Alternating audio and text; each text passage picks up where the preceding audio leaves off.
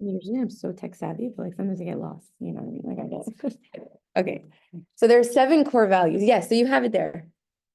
Yeah, cool. Good. What a good student. There are 7 core values. So the first week we explored our chesed. The second week we explored our gvura. So these are loosely translated as our kindness. How do we treat kindness? How do we love other people? How do we receive love? That was our first week. The second week we spoke about gvura, which is our boundaries, our restraint. Where do we place a no? Where does this feel uncomfortable for us and we need to put the proper boundaries? This week, we're exploring, I think, one of my favorites of all the spheres, and it's the combination of both. Tiferet. Tiferet, which is compassion, which is peace, which is truth. In order for love to really be directed in a way that's not overflowing and too overpowering, it needs gevura. The blend of chesed and gevura create beauty. It harmonizes in truth. Thank you, thank you, thank you. That's fine. That's fine. That's fine. So, in order for chesed, which is a lot of love, almost an outpour of love, to be directed to a right person, meaning like I could love my neighbor, I could love my husband, I could love my children, I could love my mailman. But in order for it to become something particular for a person, it needs to be directed. And that's where Gevura comes in. But the blend of it, the combination of both, means truth. You exist, I exist. You have your ways of thinking, I have my ways of thinking. For me to have complete compassion and have a love that's directed to you, I need to accept you. That means you have a truth, I have a truth. In order for this to merge, I need to accept your truth. And that's Tiferet. That's why it translates also into truth. So I find that the Omer can be very lofty sometimes. It's hard for us to like kind of think, oh, compassion. Like I'll go over like the booklet that I made. It's difficult to translate it into our lives. So I want to make this very practical. Okay, very, very practical for us. And I want to show you the week question so that we can make this practical. Because the whole idea of this time period is we're going to come to Shavuot. It's going to be a wedding day. We're going to receive the Torah once more. And that's not a 330,000 year ago kind of thing. It's receiving the Torah internally today anew. And in order for that to happen, we need to come prepared like a kala. Think about a wedding. She prepared her dress. She did her makeup. She has her nails done. Her shoes, the preparation. The preparation of a wedding is a whole thing. Okay? Mir Hashem, that you exactly. In Mir Hashem, you should know it. God willing, you should know it. We should plan it. It's a beautiful, beautiful experience. It's an anxious-based one sometimes, but it's a beautiful experience because there's a preparation. As much as there is a material preparation, there's a spiritual preparation. Nobody knows it, but they're about to enter the most powerful situation in their whole entire life. Take it from me. If marriage is not the most life transformative experience, I don't know what is, aside from maybe childbirth. But marriage takes the cake because, no pun intended, but marriage takes the cake because you're constantly being faced in front of an individual who will test you to see the better you. In short, I have to sum that up. Marriage will make you see another person and question yourself every day if you are living up to the best version of you. So same with Hashem. In this time period, we are stepping up to the plate, to the call, we are challenged to just become the best version of ourselves. So like I said last week, I have a version of Sarah. She's up here in the air. Okay. I see her, I want to be her. I am on a mission to become this version of my Sarah. Then I look in the mirror and I'm one version of a Sarah. And I sit with myself and I say, okay, where's the discrepancy between this version of the Sarah that I want to be and what I'm seeing inside me right now? The impatience that I might have, the quickness to be angry, the lack of really understanding another person, the compassion, the lack of compassion I have, how I empathize on my terms, and then maybe not on their terms. They need a certain sympathy of me. Am I just being sympathetic because I feel pressure to be sympathetic? All these situations when you're faced with interpersonal relationship is gonna challenge you. It's gonna make you question these things in a very real way.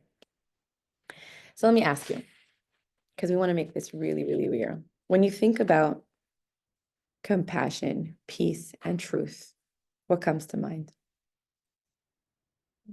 Sure. When you think about compassion, peace, and truth, what comes to mind? Peace. Hashem, yeah, it's beautiful, of course.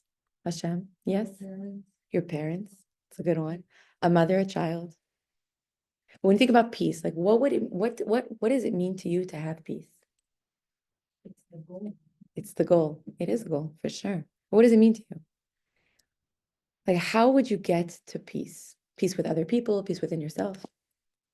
By making peace with your ideas and yourself first. Yes. To accept. Acceptance. Acceptance is a good one. Can I say like respect?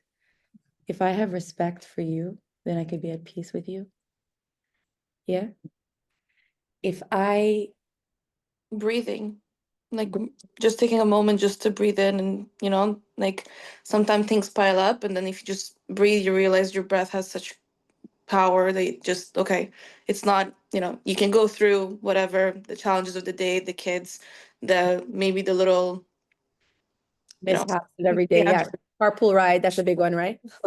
That's my least peaceful time is pick up and drop I off. only have two, so I mean. Oh yeah, Baruch Hashem. And your boob is at Hashem. So when I think of peace, I think of like you said, that breath word means to pause. I need to sit and reflect that you exist and I exist and we take up the same space. And we can be peaceful in a situation when we can respect one another. Okay? So this course, thank you. This course is to make it very practical about how we can create truth and peace in our life today, okay? Today's day is actually Tiferet Tiferet, which means compassion in compassion. And I just want to read today's inner step because, so let's go to day 3, okay?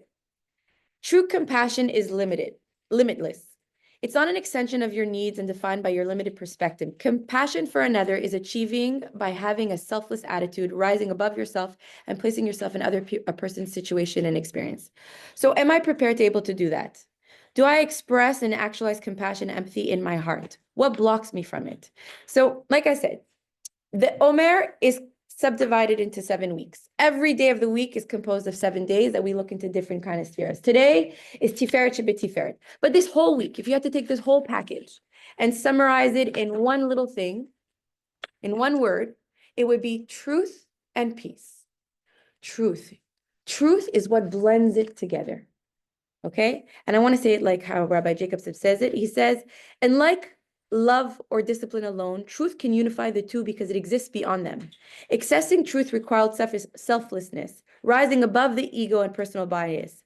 So if I can understand that you hold the truth and you're at peace with it, and I could recognize that I hold a different truth, we can come to harmonize and being compassionate with each other because we're respecting that you have a truth and I have a truth. So today and this week, we think about how we're very different. And this class is actually called How to Like the People You Love.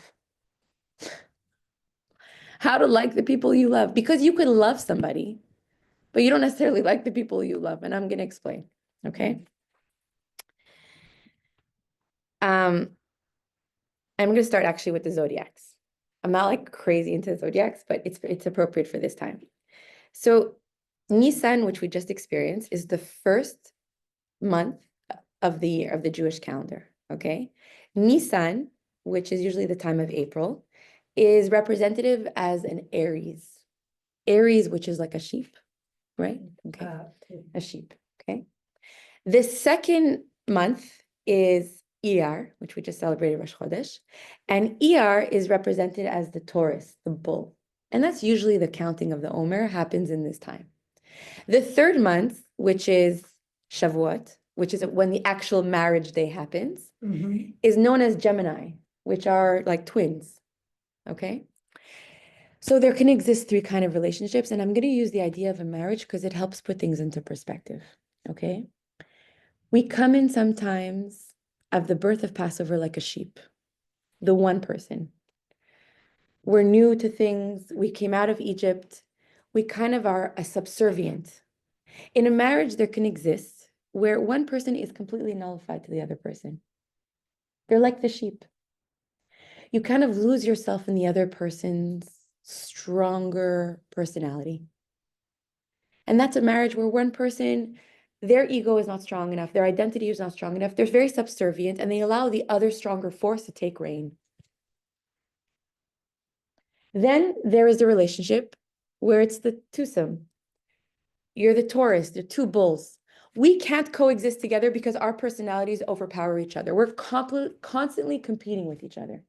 I'm right, you're right. We can't live together, although we do live together, but in constant conflict. In constant conflict. I have to exist so much, you have to exist so much. There's no place for the other one to make space for one another. And then there's the time of Shavuot, which is the real marriage time, which is like the threesome marriage, which is the twins. You have a part of godliness in you. I have a part in godliness in me. I respect that we are one and the same. Our marriage is one. Just like twins, we are similar, but our identity is very different. Just like twins. They exist as two individual people, but they look at each other and recognize that they're one and the same person because of how they resemble. Now, obviously, the two first ones are not a harmonious marital component, right? For one person to completely dissolve themselves, nullify themselves to the point that they've completely immersed themselves, subservient, and have no identity in the marriage and completely are not respected for their own self, is not a healthy marriage. The second one, which is two bulls at the competition, and like a good bull, they will fight for that reign, they will fight for that that kind of head on head, there can only be fire. It will only consume each other. There's no marital peace because we're always like, I'm taking my space, you take your space. We can't come to the emerging that a marriage needs. But the Gemini, the twins, is we are one in the same soul. I love you. And loving, by the way, is recognizing what is similar to you, how we're similar to each other. I love you, but I also respect that you're an individual and I'm an individual and we're different. So liking the people you love means when you love someone, you recognize what is similar to them. When you like someone, you respect how you're so different. Okay, so one more time. A mother loves her child because it's her child. It's a part of her.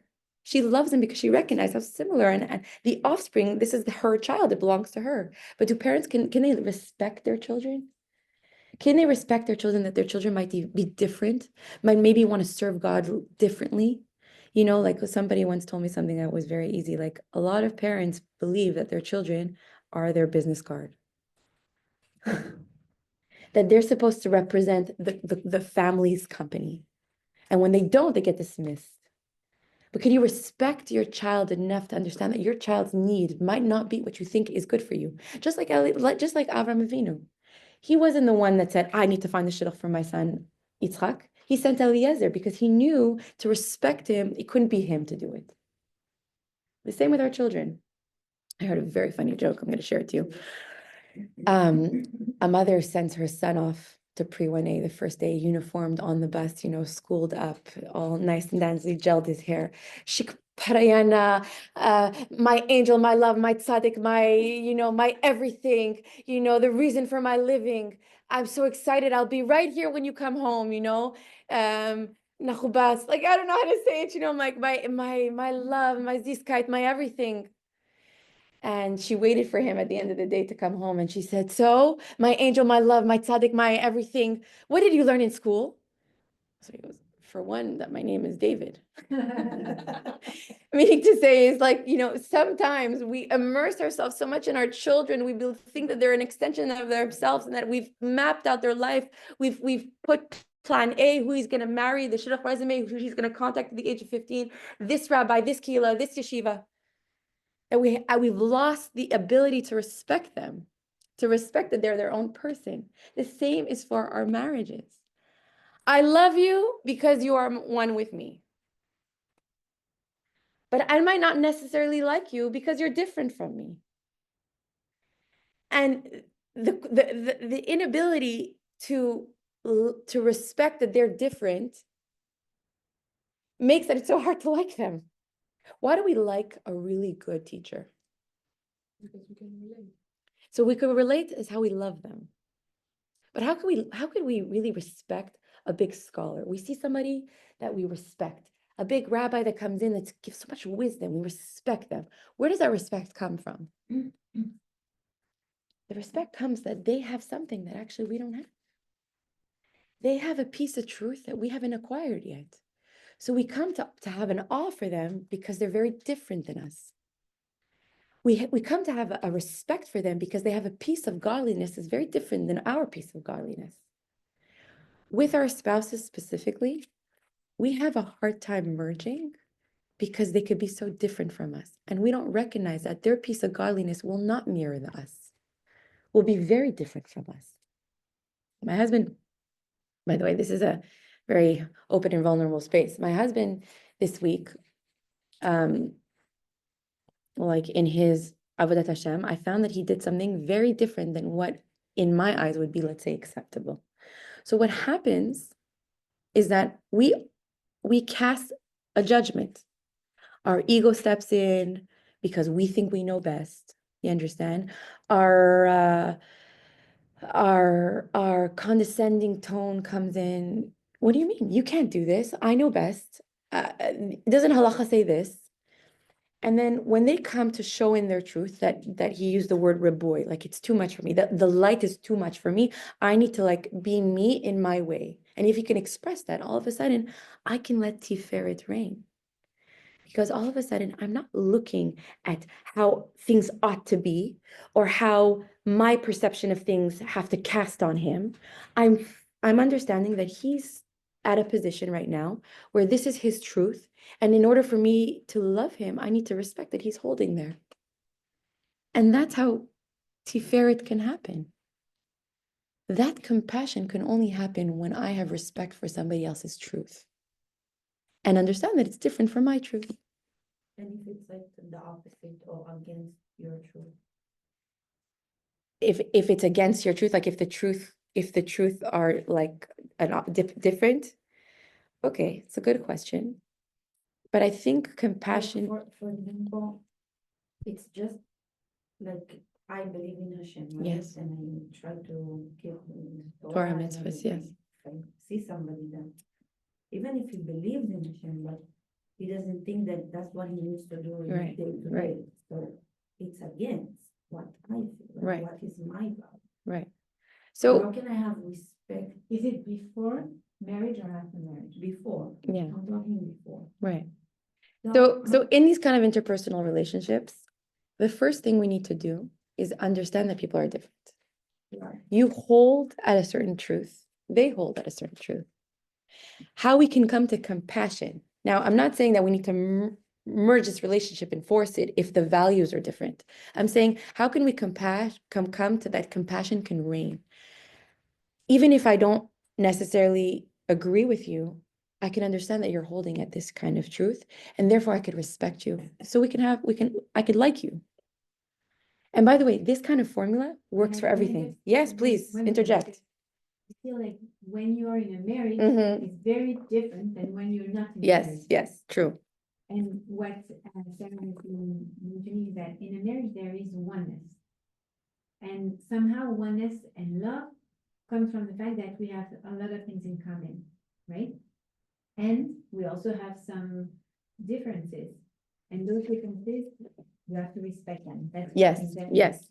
But when you are not yet married and you are seeing a person and you like things in that person, but there are things that are so different. And when you have two opposing truths, is it the person that you want to make your life with? Yes. That's why like it's a very important also. Yes, question. it's very important to highlight then when merging two souls, your truth need to be aligned for sure. when you Their are values need to be aligned. In those two, like when you really live a different, and this is a very main difference, like how your relationship with Hashem, like it can make you one or not. Like you want to also put yourself in the future and think, okay, like can we make one house, Mhm. one home Based out on of- mutual based on values. values that are very different. So it's different when you're married already and when you're not married. Right. I'm sorry. Absolutely. There's a big leap between the two. I think that before finding one soulmate, it's the only time that you could be selfish. When marrying one soulmate, it's the only time that you are selfless. I once heard that.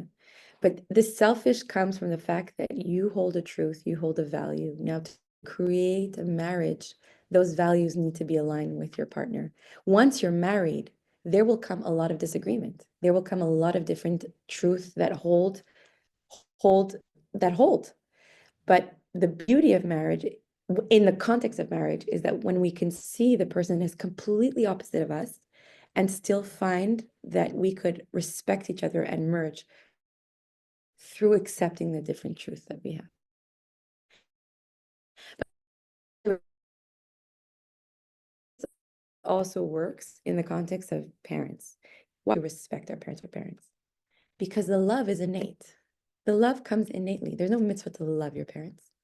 There's a mitzvah to respect your parents because the respect is the work. I don't have a mitzvah to love potato chips. I love potato chips. I have the mitzvah to watch for my health because it's the harder work. So in the context of an interpersonal relationship with a marriage, even with a Jew, and I'm going to come to this point. I'm going to first tell you a joke because it's really funny. I love these jokes. I heard these jokes and I was like, okay, what's the difference between an anti-Semite and a Jew? An anti-Semite and a Jew. You go to the anti-Semite and he says, the Jew, awful, horrible. They're responsible for this and this and this, this and this and this and this. Everything that is wrong is because of the Jew. Oh, yeah? How about your dentist? Steinberg. Oh, I love him. Oh, he took off that molar from me last week. Excellent. What about your lawyer, Kleinman? Oh, he's awesome. Won me all the cases. He's the best kind of guy ever. Forget about it. And your neurologist, Klerman. I don't know. I'm doing all the mints. Let's call it Abacera. Your what is it? Your neurologist, best guy out there. Genius, smart. And your accountant, hey? Give me a name. Ben Simon, your accountant. How about Ben Simon, your accountant? I wouldn't trust my taxes with anybody else. Ask the Jew.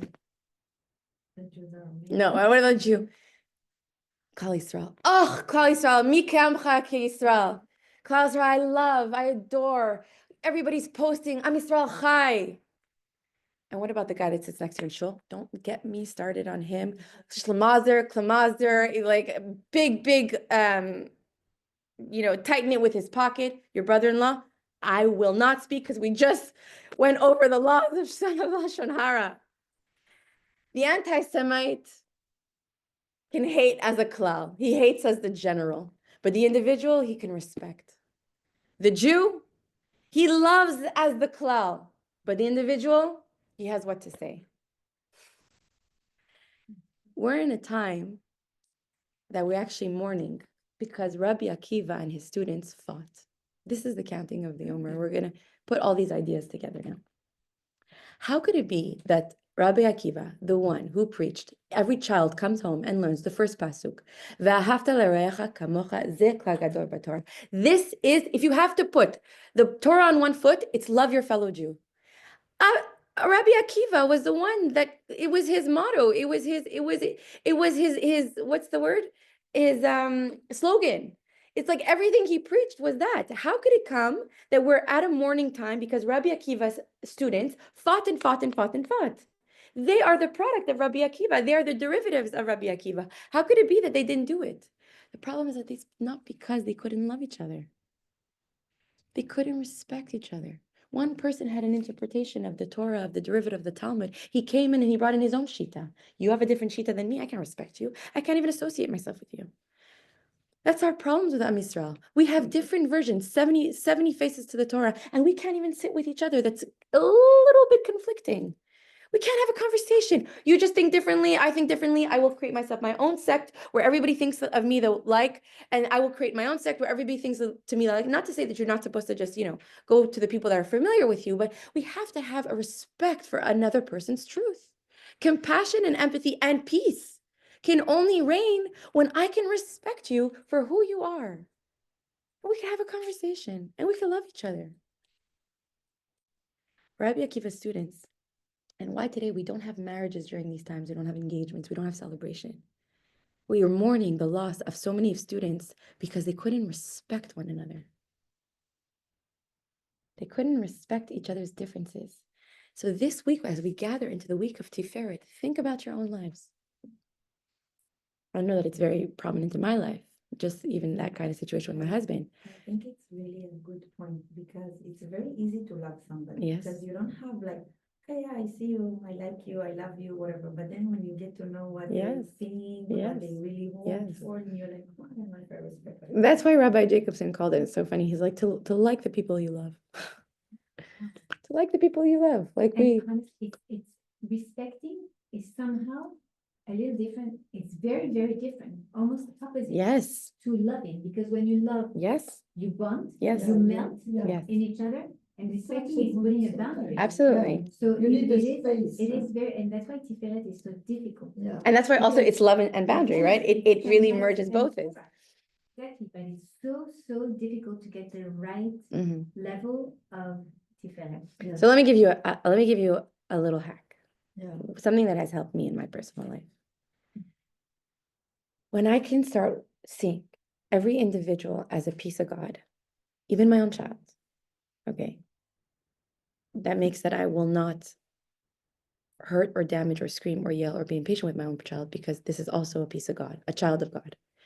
If I can recognize that my husband holds a piece of truth of God himself that I don't hold, I have a different version of a piece of truth that God holds, then I can learn to love and respect the godliness that's within him. Love is what's similar. It's what binds us with what's innate, what I feel from you that I have. Liking means I can respect that you have a godliness in you that I don't have, that I could learn, that I can admire, that I can actually get to understand one day. But that's your piece of God that I don't acquire, but that I can respect, that I can be in admiration of. And that's how we can combine peace to reign. When respect understands that we are different. Okay, let's go back to the zodiacs because I want to tie this together. The woman that look at peace, that female, that Shammai, they can marry.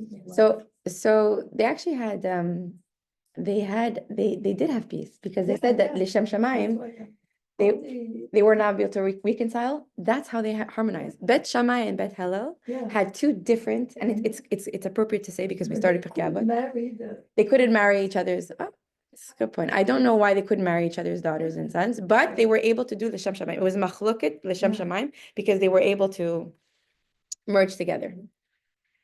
Okay, I wanna read in the text because I think that they say it well, and then they're gonna talk about how this is a peaceful for everything. Okay. So Gemini twins. Okay, no, so 1 second.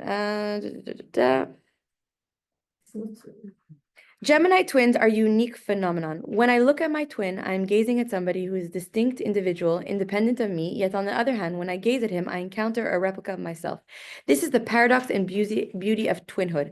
I discover myself in the face of the other.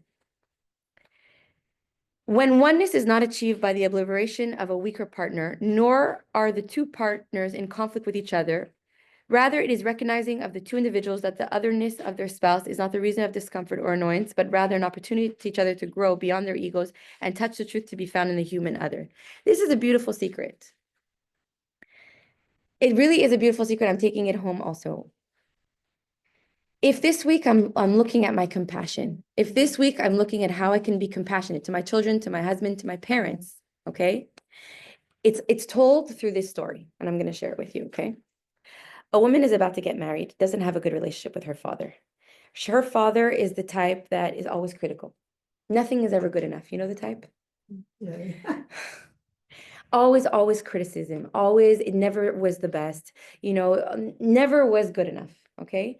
And she really had an awful relationship with her father, but yet she was getting married. And before the week of her wedding, she decided, look, hi. I have more people coming in. So the week before her marriage, I'm just gonna just because you came in. So I'm just telling a story. You came in for a story. Oh, great. Okay. So okay, her father's very critical, doesn't have a good relationship with her father. She said, listen, I'm about to go and get married. I need to reconcile a little bit with my father because I'm about to get married. So she tells him, she says, look, Abba, we haven't been on good terms. You've been very critical to me. It's been very difficult having a relationship with you, but I'm about to get married and I'm going into now a different stage in my life. Let's go for a ride. Let's go for a vacation, a 2-day vacation before our wedding. Come with me, join me. We're going to go somewhere up on the San Francisco hills, and we're going to just enjoy each other's presence for a little bit. So awkwardly in the car, she starts driving. Her father's in the car with her. And at a certain point, she gazes at the window and sees a beautiful landscape and tells him, oh, Abba, look how gorgeous these mountains. Look how beautiful the skies meet the top and the summits of the mountains, the hollows of the mountains. Isn't this beautiful? And then he goes and looks on his side of the window and he says, actually, it's really not nice. It's very distasteful, very gross, disgusting, I would say. And then at that point, she just put her hand like this and she, I give up. She gave up and she said, you know what? Okay, this relationship is never going to work. You're always critical, always looking for the negative. Forget it. And she got married. She went ahead and got married, never spoke to her father, didn't have the relationship with him, gave up. 30 years later, on a 30-year anniversary with her husband, she goes ahead and she says, let's take the same route. She reaches the same point that she remembers sitting in the car with her father. And at this time, she's not in the driver's seat. She's in the passenger seat. She's sitting in the passenger seat. And her husband goes ahead and she remembers and recalls this exact moment where she sat with her father, looked to one side of the window and saw the beautiful summit of the mountains, the crisp of the air. And at her father's side, what she saw, which the actual position that she was sitting at this time, is a sewage. A gross, disgusting, green-like molding sewage. And she comes to think, 30 years of not speaking to my father. And I'm looking at one side of the window and he's looking at the other side of the window. And that's the truth of harmony. What you see in your window is not what I see in my window.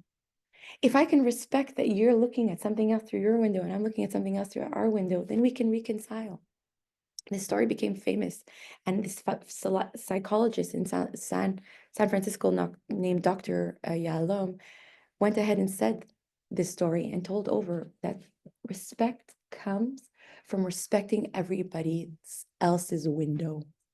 The truth that you see and the truth that I see is what mends harmony and compassion.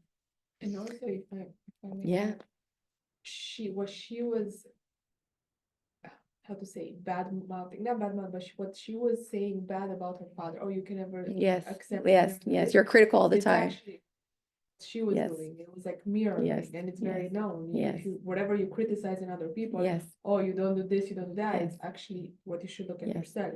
Lubavitcher Rebbe said that, I think it comes from the Baal Shem Tov, that with one eye, you should see the good in other people. And if you see the bad, you should look within the other eye, what's badly in you. And really, ladies, we have to come to a point in the time that we sit with ourselves. We sit with ourselves and question our truth. It happened to me yesterday where I was waiting for my husband to come and talk to me because we were supposed to talk about something very important. And for an hour and a half, he was talking to his mom. Now, he doesn't get to speak to his mom all the time. And I'm happy if my mother-in-law hears this. I'm very happy that they had this conversation.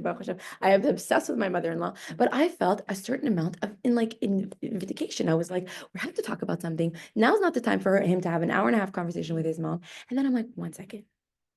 just sit with my truth right now. What is it that you want? When you're going to express it to him, what's going to happen is you're going to give him the cold shoulder because he spent an hour and a half with his mother. That's not you doing your truth. That's you bringing in your ego.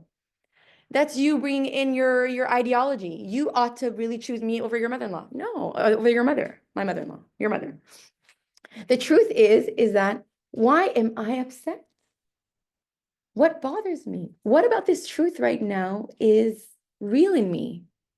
And it's funny, like it's a layer of the word. The first layer is giving him the cold shoulder. The second layer is like, but that's not truthful. So then when I sat with myself to see this, I said, and that was the blend, right? The blend was happening. I said, I'm a bit upset. I'm trying to figure out why, but I know that I really need to speak to you about something important. And you spend an hour and a half like on the phone when I really needed your time. I guess, maybe I should have communicated that I really need your time. And maybe there it's going to cue you in that like, there's going to be a time to speak to me. You're going to time to speak to your mom. Although I'm very happy that you did speak to your mom because it was important for him to speak to his mom too. And that's me energetically giving my truth in the world. My therapist once told me also, when I was having a conflict, she's like, you want him to come home to yell at you because you want to yell at him, because you want to give him when you want to give it to him, and now he's not coming home right now, right? Because like he's doing other things because he's avoiding conflict. You understand? Like Rabbi Jacobson says, men are waffles, women are spaghetti, They take compartment, they have file cabinets. We are intrinsically able to interconnect everything, okay? And he also said something really funny. He says he doesn't know Kabbalistically if a computer is masculine or feminine.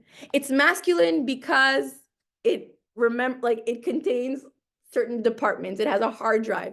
It's feminine because it never loses anything. It will remember everything.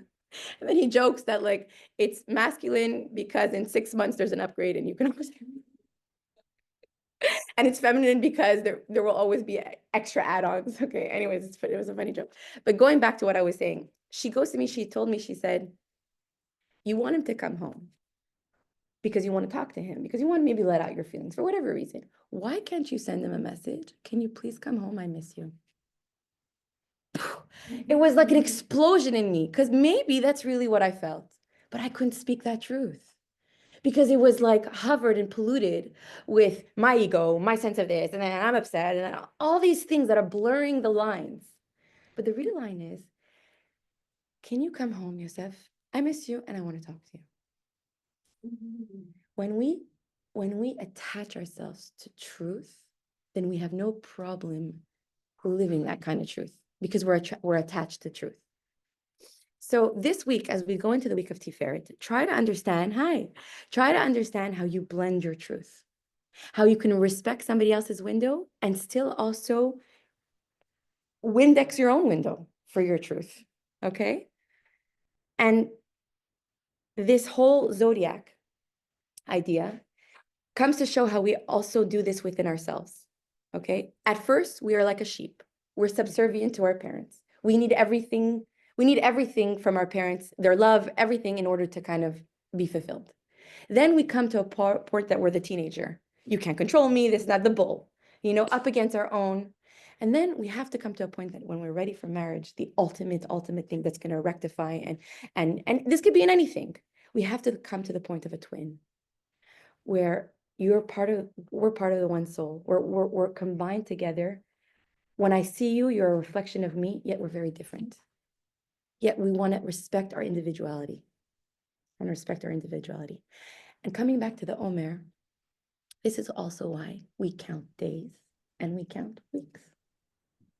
When I count weeks, I'm thinking about, right, that joke about the anti-Semite and the Jew. It's the klal, okay? I can respect Am Yisrael as the klal. I can create truth as Am Yisrael, as that Am Yisrael is to me so important as a klal. We also have a mitzvah to count days. Hi, Mom. To look individualistic person. Every certain person holds a truth. In order for compassion to reign, you need to respect their truth in your own interpersonal relationships, with your children, with your husband, with a Jew.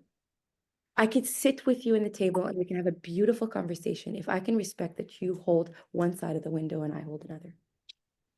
So think about this week, how truth comes in your life. And truth also means peace.